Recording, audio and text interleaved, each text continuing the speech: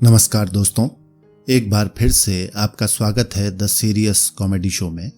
और आज प्रस्तुत हैं प्रख्यात नाटककार और लेखक असगर वजाहत साहब के लिखे हुए कुछ व्यंग।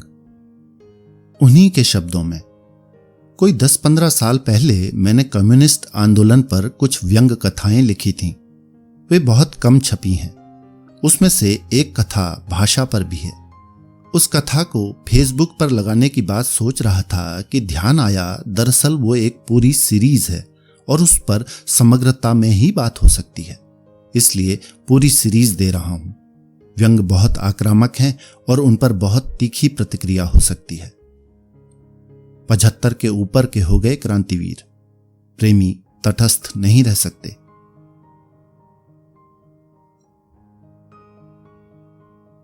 क्रांतिवीर जीवन भर इस भ्रम में रहे कि उनका केवल बायां हाथ ही काम करता है, इसलिए जीवन भर उन्होंने दाहिने हाथ से काम न लिया, जबकि दाहिना हाथ बाएं हाथ से ज्यादा काम कर सकता था।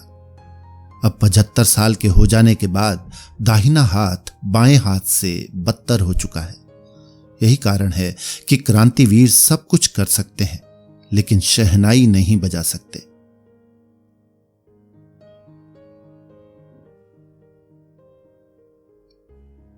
क्रांतिवीर एक किसान के पास गए और बोले, हमारे साथ चलो, संगठन बनाओ, संघर्ष करो, हम क्रांति करेंगे, सबको न्याय मिलेगा, सबका जीवन सुधरेगा। किसान ने कहा, मेरे छप्पर की बल्ली टूट गई है, मेरे साथ चलकर बल्ली कटवा लाओ तो छप्पर छा जाए। क्रांतिवीर ने कहा, क्या मूर्खता वाली बातें कर रहे हो, कहां क्रांति और कहां छप्पर। क्रांतिवीर ये कहकर चल दिए और किसान बल्ली की जगह खुद खड़ा हो गया ताकि छप्पर गिर न जाए। सालों बाद क्रांतिवीर उधर से गुजरे तो उन्होंने देखा कि बल्ली की जगह लगातार खड़ा रहने के कारण किसान खुद बल्ली बन गया है। क्रांतिवीर उसे क्रांतिकारी भाषण देने लगे। किसान बोला, कॉमरेड, तुम जो कुछ कह रहे हो बिल्कुल ठीक कह रहे हो, लेकिन अब मैं चाहूं भी तो तुम्हारे साथ नहीं आ सकता। क्रांतिवीर का मन किया किसान का हाथ पकड़कर घसीट लें, पर यह सोचकर ऐसा नहीं किया कि उससे छप्पर गिर जाता और दोनों उसके नीचे दब जाते।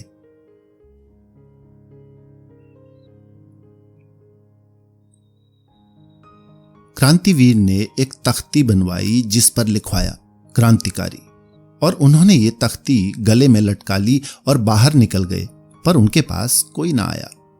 इसके बाद क्रांतिवीर ने एक लोहे का टोप बनवाया और उस पर कम्युनिस्ट मैनिफेस्टो लिखवाया, लेकिन फिर भी कोई क्रांतिवीर के पास न आया। इसके बाद क्रांतिवीर ने जिरह बख्तर बनवाया और उस पर पूरी द कैपिटल लिखवाई।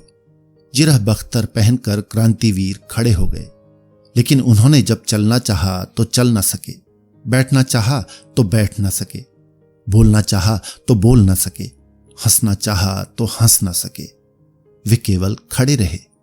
वर्षों खड़े खड़े जिरह बख्तर के अंदर उनका शरीर गल गया, लेकिन जिरह बख्तर खड़ा रहा।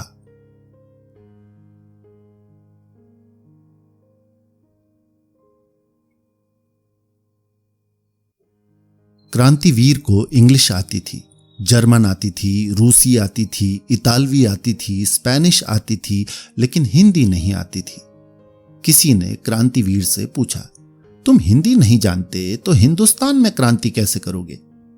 क्रांतिवीर ने जवाब दिया, मैं पहले इंग्लैंड में क्रांति करूंगा, फिर जर्मनी में क्रांति करूंगा, फिर रूस में, फिर इटली में, फिर स्पेन में, और जब इतने सारे देशों में क्रांति आ चुकी होगी तो भारत में बिना हिंदी के क्रांति हो जाएगी।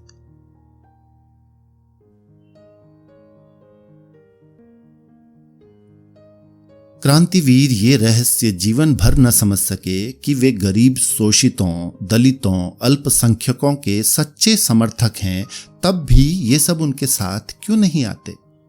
इस रहस्य को समझने के लिए क्रांतिवीर पार्टी के सबसे बड़े नेता के पास गए और अपना सवाल पूछा। उनका सबसे बड़ा नेता 100-125 साल का एक बुजुर्ग था। उसकी भवें और पलकें तक सफेद हो चुकी थीं। वो चल फिर उठ बैठ नहीं सकता था। उसने क्रांतिवीर का सवाल सुनकर कहा, क्या हमारा दर्शन गलत है कॉमरेड? नहीं कॉमरेड नहीं, क्रांतिवीर घबरा गए। क्या हमारी पार्टी गलत है? नहीं नहीं, क्रांतिवीर फिर गिड़गिड़ाए। जाओ काम करो, बकवास मत किया करो। क्रांतिवीर काम करने लगे। लंबे समय तक जब उन्हें अपने सवाल का जवाब न मिला तो होते हुआते एक दिन वे एक ज्योतिषी के पास पहुंचे और अपना सवाल पूछा। ज्योतिषी ने कहा, 5.25 रुपए निकालो तो बताऊं। क्रांतिवीर ने 5.25 रुपये ज्योतिषी के हाथ में रख दिए।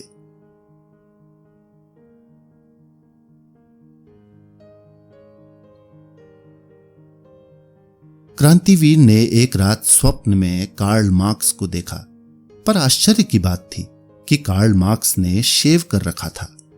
क्रांतिवीर ने कहा, प्रभु ये आपने क्या कर डाला? कार्ल मार्क्स बोले, ये मैंने नहीं, तुम लोगों ने किया है।